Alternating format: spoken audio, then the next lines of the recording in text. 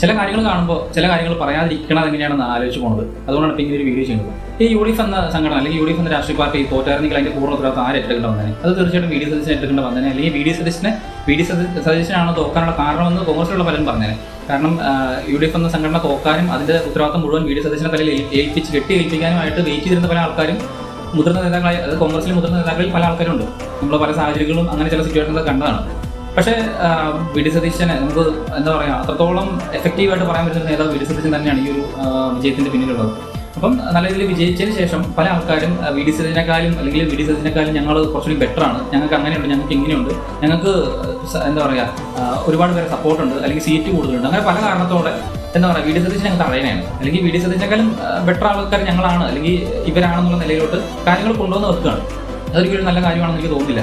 കാരണം ഈ ഇലക്ഷന് തൊട്ട് മുമ്പ് അല്ലെങ്കിൽ ഇലക്ഷൻ നടക്കുന്നതിന് മുമ്പ് VD സതീശൻ്റെ അത്ര കോൺഫിഡൻസോട് കൂടി 100 സീറ്റിന് മേളിൽ ഞങ്ങൾ പിടിക്കും, ഞങ്ങൾ ഉച്ചയുടെ വിജയം നേടുമെന്ന് പറഞ്ഞ എത്ര നേതാക്കന്മാരെ നമുക്കറിയാം? അല്ലെങ്കിൽ അത്രത്തോളം കോൺഫിഡൻ്റ് ആയിട്ട് പറഞ്ഞ ആൾക്കാരായിട്ട്, അല്ലെങ്കിൽ അത്രത്തോളം കോൺഫിഡൻ്റ് ആയിട്ട് എത്ര നേതാക്കന്മാർ പറഞ്ഞിട്ടുണ്ടെന്നുള്ളത് എത്ര പേരുണ്ടാവും? ജയിക്കുമെന്ന് പറഞ്ഞ പല ആൾക്കാരുണ്ട്, പക്ഷെ അത്രത്തോളം കോൺഫിഡൻ്റ് ആയിട്ട് ജയിച്ചില്ലെങ്കിൽ ഞാൻ ഇന്ന രീതിയിൽ ഞാൻ അങ്ങ് പൊക്കോളാം, അല്ലെങ്കിൽ എൻ്റെ രാഷ്ട്രീയം അവസാനിപ്പിച്ചോളാമെന്ന് അത്ര കോൺഫിഡൻറ്റോടെ പറയാൻ പറ്റുന്ന VD സതീശനെ മാത്രം ഞാൻ കണ്ടിരുന്നുള്ളൂ.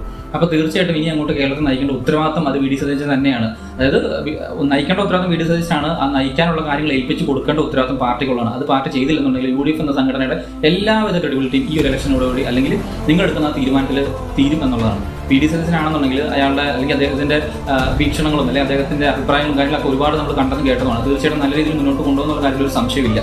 അപ്പം ഒരു ചാൻസ് എടുക്കേണ്ട ആവശ്യമില്ല, അല്ലെങ്കിൽ അവിടെ ഒരു മത്സരത്തിന്റെ ആവശ്യം പോലുമില്ല. VD സതീശനാണ് ഇനി അങ്ങോട്ട് മുന്നോട്ട് നമ്മളെ നയിക്കേണ്ടത്.